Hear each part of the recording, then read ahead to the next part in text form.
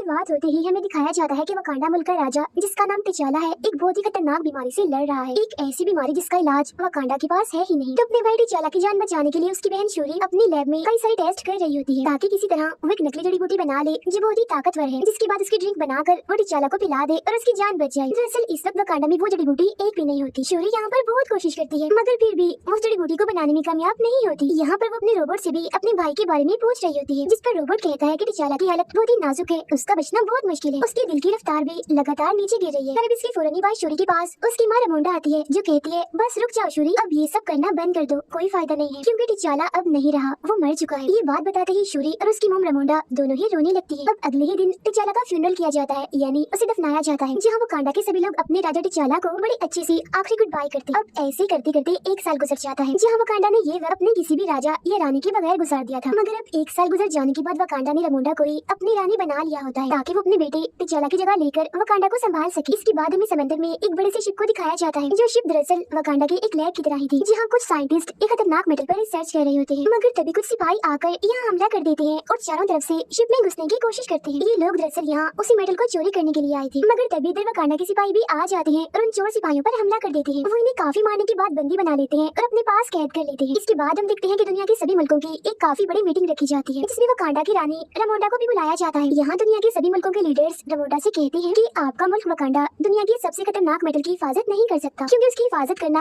आप लोगों के बस की बात नहीं है, इसलिए आप लोग अपना वो सारा मेटल हमें दे दो, हम उससे संभाल के रखेंगे, जिसकी फिक्र करने की भी आपको जरूरत नहीं है। अब उनकी इस बात का जवाब देते हुए रमोंडा कहती है कि वकांडा हजारों सालों से इस मेटल की हिफाजत करते आया है और आगे भी करता रहेगा, क्योंकि हम भी किसी से कम नहीं है। और रही बात कि हम मेटल को तुम्हारे हवाले कर दें, तो ऐसा तो हो ही नहीं सकता, क्योंकि हम जानते हैं कि तुम उस मेटल से खतरनाक हथियार ही बनाओगे, जिनकी मदद से तुम दुनिया को तबाह बर्बाद कर दोगे। इतना कहते ही रमोंडा उन सभी सिपाहियों को भी वहाँ पेश करती है जो वकांडा के शिप में उस मेटल को चुराने आए थे, जिन्हें इन लोगों ने अपने पास कैद किया हुआ था। इसके बाद वो कहती है कि हम सब जानते हैं कि आप क्या सोच रहे हो, यही ना, ये वकांडा का राजा क्योंकि मर चुका है तो उसकी हिफाजत करने के लिए कोई राजा, कोई ब्लैक पैंथर नहीं है, और अब यही सही वक्त है उस मेटल को चुराने का, है ना। मगर मैं आपको याद दिला दूं कि इस गलतफहमी में मत रहना, बेशक वकांडा ने अपने राजा को खो दिया है, लेकिन उसके सिपाही आज भी अपने मुल्क की हिफाजत करना जानते हैं। ये कहने के बाद वो पूरी दुनिया को वार्निंग, इन्हें चेतावनी देते हुए कहती है कि इसके बाद भी अगर किसी ने वकांडा या उसके मेटल पर नजर डाली तो फिर देख लेना, इसका अंजाम बिल्कुल भी अच्छा नहीं होगा। इसके बाद हमें दोबारा से समंदर का सीन दिखाया जाता है, जहाँ हम कुछ सिपाही और ऑफिसर्स को देखते हैं। ये सभी सिपाही और ऑफिसर्स असल में अमेरिका और एक एजेंसी के थे। ये सभी समंदर के अंदर उसी मेटल की खोज कर रहे होते हैं। इनके पास एक ऐसी मशीन भी थी जो उस मेटल को ढूंढ सकती थी, जहाँ पे इसी मशीन के जरिए उन्हें पानी में एक जगह आखिरकार इस मेटल के बारे में पता लगता है। तब उस मेटल को देखने दो ऑफिसर्स पानी में जाते हैं, मगर फिर तभी उन लोगों पर हमला हो जाता है, और हमला करने वाले और कोई नहीं बल्कि नेमोर के शहर के सिपाही होते हैं। नेमोर के इस शहर का नाम टालोकान होता है, जिसे हम अटलांटिस के नाम से भी जानते हैं। अब यहाँ पर टालोकान के लोग सभी अमेरिकन सिपाहियों को मार देते हैं। फिर इधर हमें ये भी पता चलता है कि जब हजारों साल पहले आसमान से ये मेटल जमीन पर आया था, तब वो वकांडा के साथ साथ टालोकान के समंदर में भी गिरा था। मतलब कि ये मेटल वकांडा के अलावा टालोकान के पास भी है, जिसे चुराने ही अमेरिकन सिपाही आए थे। पर अब क्योंकि उनके पास ये मेटल है तो टालोकान के सिपाहियों ने भी इससे अपने हथियार बनाए हुए। नेमोर जो हथियार इस्तेमाल करता है, जो एक रॉड है, वो भी इसी मेटल का ही बना हुआ है। उधर रमोंडा अपनी बेटी शूरी को एक नदी के किनारे लाती है, जहाँ रमोंडा अपने सफेद लिबास को जला देती है, जो उसने अपने बेटे तिचाला की मौत की वजह से पहना हुआ था। ऐसा उसने इसलिए किया ताकि वो अपने बेटे की मौत के गम से बाहर आ जाए। असल में ये वकांडा के लोगों की सोच होती है कि अगर हम सफेद लिबास को जला दें तो मरने वाले के गम से हम बाहर आ जाएंगे और हमें उसकी याद भी नहीं आएगी। मगर क्योंकि शूरी इन सब पर यकीन नहीं करती थी तो वो अपना लिबास नहीं जलाती। लेकिन यहाँ पर दोनों ही माँ बेटी फिर भी तिचाला की याद में रोने लगती है। इतने में ही नेमोर नदी से बाहर निकल कर आता है। वो उन दोनों को अपने बारे में बताता है, कहता है कि मैं टालोकान शहर का राजा हूँ, मुझे आपसे तिचाला के बारे में बात करनी है, जो गलती उसने की उसके बारे में। जब से तिचाला ने पूरी दुनिया से दोस्ती का हाथ बढ़ाया है, सबको वकांडा के बारे में पता चला है, तभी से सारी दुनिया इस मेटल के बारे में जान गई है, और ये भी कि वकांडा के पास ये मेटल मौजूद भी है। तो तभी से सब लोग इस मेटल के पीछे पड़े हुए हैं, जिस वजह से मेरे लोगों की जिंदगी भी खतरे में आ गई है, क्योंकि ये मेटल हमारे पास भी तो है। मेरा मानना है कि जब से दुनिया को आपके मुल्क वकांडा की सच्चाई पता चली है कि आप लोगों के पास वो मेटल है, तब से पूरी दुनिया आपके पीछे पड़ी हुई है। और अगर दुनिया को हमारी सच्चाई के बारे में पता चल गया कि वो मेटल हमारे पास भी है, तो सारी दुनिया के लोग हमारे पीछे भी पड़ जाएंगे और हमारा जीना भी हराम कर देंगे। और हो न हो बहुत जल्द उन्हें इस बारे में पता लगने वाला है, क्योंकि अमेरिकन के पास एक ऐसी मशीन है जो इस मेटल को ढूंढ सकती है। उस मशीन को अमेरिका की एक काफी चालाक साइंटिस्ट ने बनाया है। अब मेरा मशवरा ये है कि आपको और हमें मिल जाना चाहिए, दोनों मुल्कों को साथ मिलकर पूरी दुनिया को खत्म कर देना चाहिए, क्योंकि इससे पहले कि वकांडा और टालोकान को ये पूरी दुनिया वाले खत्म कर दें, बेहतर नहीं है हम दोनों ही मिलकर पूरी दुनिया को तबाह बर्बाद कर दें, क्योंकि इसके बाद हम दोनों मुल्क सुकून से, अमन से अपनी जिंदगियां गुजार सकेंगे। दुनिया को तबाह करने वाली बात सुनकर रमोंडा चिढ़ जाती है और उसकी ऑफर लेने से मना कर देती है और कहती है कि हम अमन पसंद है, हम कोई भी तबाही बर्बादी नहीं चाहते, हम शांति चाहते हैं। अब ना सुनकर नेमोर कहता है कि ठीक है, अगर वकांडा को टालोकान के साथ नहीं मिलना तो कोई बात नहीं, लेकिन आप लोगों को हमें वो साइंटिस्ट सौंपनी होगी जिसने इस मेटल को ढूंढने की मशीन बनाई है, ताकि मैं उस साइंटिस्ट को मार दूं और अमेरिकन मेटल को ढूंढते हुए हमारे मुल्क में ना आ जाएं। अब नेमर उन्हें एक हफ्ते का वक्त देते हुए कहता है कि मैं एक हफ्ते बाद दोबारा आऊंगा, अकेला नहीं बल्कि अपनी पूरी फौज के साथ। और तब तक अगर आपने उस साइंटिस्ट को हमारे हवाले कर दिया तो हम समझ जाएंगे कि वकांडा हमारा दोस्त है, लेकिन अगर ऐसा ना हुआ तो हम पूरी दुनिया के साथ साथ वकांडा को भी तबाह बर्बाद करके रख देंगे। और फिर ये धमकी देने के बाद नेमोर यहाँ से चला जाता है। इसके बाद रमोंडा वापस आकर अपने जनरल को ये काम देती है कि वो उस साइंटिस्ट को कैसे भी करके पकड़ कर लाए जिस साइंटिस्ट ने मेटल ढूंढने वाली मशीन बनाई है। तब यहाँ जनरल कहती है कि मैं आपकी बेटी शूरी को भी अपने साथ लेकर जाना चाहती हूँ। जहाँ पहले तो रमोंडा इसके लिए मना कर देती है, मगर बाद में शूरी को ले जाने के लिए मान जाती है। जिसके बाद शूरी और जनरल अमेरिका पहुँच जाती है और कैसे भी करके उस साइंटिस्ट को ढूंढ लेती है। यहाँ उन्हें हैरान करने वाली बात ये पता चलती है कि वो साइंटिस्ट सिर्फ 19 साल की एक कॉलेज जाने वाली लड़की है जिसका नाम आयरन हार्ट है। उसे खोजते ही वो दोनों उसे अपने साथ ले जाने लगती है, मगर तभी उन्हें पता चलता है कि अमेरिका और एजेंसी के लोग तब से उनके पीछे पड़े हुए हैं और उन्होंने हमेशा से ही शूरी और आयरन हार्ट पर नजर रखी हुई थी। वो लोग अब इन तीनों को सरेंडर करने का बोलते हैं, इन्हें खुद को उनके हवाले करने का। मगर तभी वो साइंटिस्ट यानी आयरन हार्ट अपने असली रूप में आ जाती है, मतलब अपना सूट पहनकर वहाँ से उठ जाती है। जिसके बाद शूरी और जनरल भी उसकी गाड़ी और बाइक लेकर वहाँ से निकल जाती है। अब यहाँ तो किसी तरह वो एजेंसी से बच जाते हैं, मगर आगे जाते हैं टालोकान के सिपाही उन पर हमला कर देते हैं क्योंकि इन सिपाहियों को नेमोर ने ही भेजा होता है ताकि वो आयरन हार्ट को पकड़कर नेमोर के पास ले आए। यहाँ टालोकान के सिपाही जनरल से काफी लड़ाई कर रहे होते हैं और आयरन हार्ट को अपने साथ ले जाने की कोशिश करते हैं, मगर जवाब में जनरल भी उनसे लड़ती है और आयरन हार्ट को बचाने की कोशिश करती है। लेकिन क्योंकि टालोकान के सिपाही काफी बहादुर थे इसलिए वो जनरल को हरा देते हैं और फिर आयरन हार्ट के साथ साथ शूरी को भी नेमोर के पास ले जाते हैं टालोकान में। जब अकेले जनरल वापस लौटती है तो रेमोंडा को इस सब के बारे में बताती है, मगर उसे ये बात सुनकर बड़ा ही गुस्सा आता है कि जनरल होकर उन दोनों को नहीं बचा पाई, इसीलिए वो इसे जनरल वाले ओहदे से हटा देती है। इसके बाद रेमोंडा पुरानी जनरल जो कमांडर भी थी उसके पास जाती है जो पहले वकांडा के लिए काम कर चुकी थी। रेमोंडा का मानना था कि वो कमांडर दुनिया के अलग अलग मुल्कों में जा चुकी है और किसी दूसरे मुल्क में कैसे घुसा जाता है इस बात का तजुर्बा उसके अलावा और किसी के पास भी नहीं, तो जरूर यही टालोकान जाकर उसकी बेटी शूरी और आयरन हार्ट को बचा सकती है। रेमोंडा सारी बात कमांडर को बताती है जहाँ वो शूरी और आयरन हार्ट को वापस लाने का बोलती है। जिसके बाद वो कमांडर सीधा टालोकान पहुंचकर वहाँ के काफी सारे सिपाहियों को मार देती है और उन दोनों यानी शूरी और आयरन हार्ट को भी बचाकर वापस वकांडा ले आती है। लेकिन यहाँ हम जान पाते हैं कि जब शूरी और आयरन हार्ट नेमोर के पास थे तब शूरी ने बार बार नेमोर को समझाया था कि आप आयरन हार्ट को मत मारिए, इसका कोई कसूर नहीं है। और इसी दौरान नेमोर ने भी उसे शुरुआत से ही अपनी सारी बात बताई होती है। जहाँ अब हम भी नेमोर के बारे में शुरू से ही जान पाते हैं। हमें पता चलता है कि नेमोर की उम्र 450 साल है, जहाँ 450 साल पहले नेमोर के जो माँ बाप थे वो इंसान ही थे, लेकिन फिर नेमोर के माँ बाप समेत उसके गाँव के सभी लोग बीमारी और गरीबी की वजह से मारे जा रहे थे। जहाँ ये सब लोग मिलकर अपने गॉड से दुआ करते हैं, तब गॉड इनके सपने में आकर सभी को एक फूल के बारे में बताते हैं जो बिल्कुल उस कीमती ताकतवर जड़ी बूटी जैसा था, वही जड़ी बूटी जिसे शूरी भी अपने लैब में बनाने की कोशिश कर रही थी। फूल के बारे में पता लगने के बाद नेमोर के माँ बाप और गाँव के सभी लोग पानी में जाकर उस फूल को हासिल कर लेते हैं और उसका रस निकाल कर पी जाते हैं, मगर उसे पीते ही इनका जिस्म और दिमाग एकदम बदल जाता है। पूरे जिस्म का रंग ही नीला बढ़ गया था। इंसान तो ये कहीं से भी नहीं लग रहे थे, मगर ऐसा होते ही इनकी ताकतें काफी हद तक बढ़ जाती हैं। लेकिन एक दिक्कत थी, ये लोग ऐसे बनने के बाद जमीन पर नहीं रह सकते थे। तब जिंदा रहने के लिए ये लोग पानी में जाते हैं क्योंकि अब ये सिर्फ वही रह सकते। ये वो वक्त था जब नेमोर पैदा होने वाला था, जहाँ कुछ वक्त के बाद वो पैदा हो ही जाता है। और क्योंकि नेमोर की मोम ने भी इस फूल को इस्तेमाल किया था इसीलिए सारी ताकतें नेमोर को भी मिली थी। मगर हैरत थी कि वो पानी के साथ साथ बाहर जमीन पर भी जिंदा रह सकता था। इसके अलावा उसके पैरों में पंख भी थे और कान भी नुकीले थे। लेकिन कुछ वक्त के बाद जब वो बड़ा हो रहा होता है तो उसकी मोम की मौत का वक्त करीब आ गया होता है। मरने से पहले उसकी मोम की बस यही आखिरी ख्वाहिश थी कि मैं अपनी पहले की दुनिया यानी जमीन को देखना चाहती हूँ और अगर ना देख पाऊँ तो मुझे मेरे गाँव में ही दफनाया जाए। अब अपनी मोम की आखिरी ख्वाहिश को पूरा करने के लिए नेमोर उनकी लाश को उनके गाँव में ले जाता है, मगर यहाँ आकर वो देखता है कि गाँव के लोगों पर वाइफ के लोग जुल्म कर रहे हैं जो नेमोर पर भी गोली चलाते हैं। अब उसे तो इस हमले से कुछ भी नहीं होता, मगर उन सभी लोगों को मारकर वो इस पूरी जगह को जला देता है और बस इसी दिन के बाद से ही नेमोर पानी के बाहर यानी जमीन पर रहने वाले लोगों से नफरत करने लगता है। अपनी सारी कहानी बताने के बाद उसने शूरी को एक ब्रेसलेट भी दिया था जो टालोकान की ताकतवर जड़ी बूटियों से बना था, मगर जब उसे ये पता चलता है कि कमांडर शूरी और आयरन हार्ट को यहाँ से ले गई है और उसने इसके कुछ लोगों को भी मार दिया है तो ये जान उसे वकांडा पर बहुत गुस्सा आता है और अब वो जाकर सीधा वकांडा पर हमला ही कर देता है। वो यहाँ के एक पूरे शहर को बर्बाद कर देता है, जिसमें जाहिर है वकांडा के बहुत से लोग मारे जाते हैं, लेकिन साथ ही साथ रानी रेमोंडा भी मारी जाती है। लेकिन मरते मरते वो रेमोंडा से कहता है कि ये हमला तो बस एक हल्की सी झलक है, मैं कुछ वक्त के बाद अपनी पूरी आर्मी के साथ आऊंगा और पूरे ही वकांडा को तहस नहस करके रख दूंगा। इतना कहते वो अपनी आर्मी के साथ वहाँ से चला जाता है। इसके बाद जैसे ही बात शूरी को पता चलती है कि मेरी मॉम की मौत हो गई है तो वो बहुत ही दुखी हो जाती है, मगर नेमोर को रोकने और उससे बदला लेने के लिए वो जड़ी बूटी पर दोबारा से काम करने लगती है। वो उस ब्रेसलेट जो नेमोर ने दिया था उसमें से जड़ी बूटियों को निकालकर उन पर ही टेस्ट करने लगती है, जहाँ बहुत जल्द वो ये जान पाती है कि ये भी कोई आम जड़ी बूटियाँ नहीं है बल्कि इनमें भी ताकतवर जड़ी बूटी वाली सारी ताकत है। ये जानते ही वो इन सारी जड़ी बूटियों को अपनी बेटी चाला के डीएनए से मिला देती है, जिसके बाद आखिरकार यहाँ वो नकली जड़ी बूटी बना ही लेती है। और जैसे वो इसका रस पीती है तो ये सोचती है कि मुझे मेरे मॉम डैड नजर आएंगे, मगर उसे वो नहीं बल्कि खतरनाक सिपाही दिखता है जो शूरी को कहता है कि तुम अपनी बेटी चाला की तरह रहम दिल और बहादुर नहीं हो, तुम बिल्कुल मेरे जैसी हो, गुस्से वाली, बदला लेने वाली, तुम्हें सिर्फ बदला चाहिए, तुम अपने भाई की जगह कभी भी नहीं ले सकती। ये सुनते ही शूरी चिढ़ जाती है और उस ताकतवर जड़ी बूटियों की वजह से तो उसे पहले ही ताकतें मिल गई थी, जिनका इस्तेमाल करके वो ब्लैक पैंथर सूट पहनकर बन जाती है नई ब्लैक पैंथर। इसके साथ ही लैब में आयरन हार्ट भी अपने लिए एक मजबूत सूट बना लेती मिलती है जो काफी मॉडर्न था। उन दोनों ने तो ये बात पहले ही पता लगवा ली थी कि नेमोर की कमजोरी हीट है, गर्मी है, इसीलिए अगर उसे हीट में रखा जाए या पानी से दूर कहीं बाहर रखा जाए तो वो कमजोर पड़ सकता है। इस सारी तैयारी के साथ वो अपनी आर्मी को लेती है और सीधा जाकर नेमोर के शहर टालोकान पर हमला कर देती है, जिसके बाद यहाँ वकांडा और टालोकान के बीच काफी जबरदस्त किस्म की लड़ाई छिड़ जाती है। यहाँ शूरी अपने ब्लैक पैंथर वाले सूट में आकर नेमोर को अपनी एक काफी बड़ी शिप में ले आती है, जिसके अंदर उसने बड़े बड़े हीटर्स लगाए हुए थे जिनसे बहुत सारी गर्मी और सेक निकल रही होती है। अब इतनी गर्मी से नेमोर कमजोर तो पड़ता है, मगर क्योंकि उसके हाथ में उसका हथियार था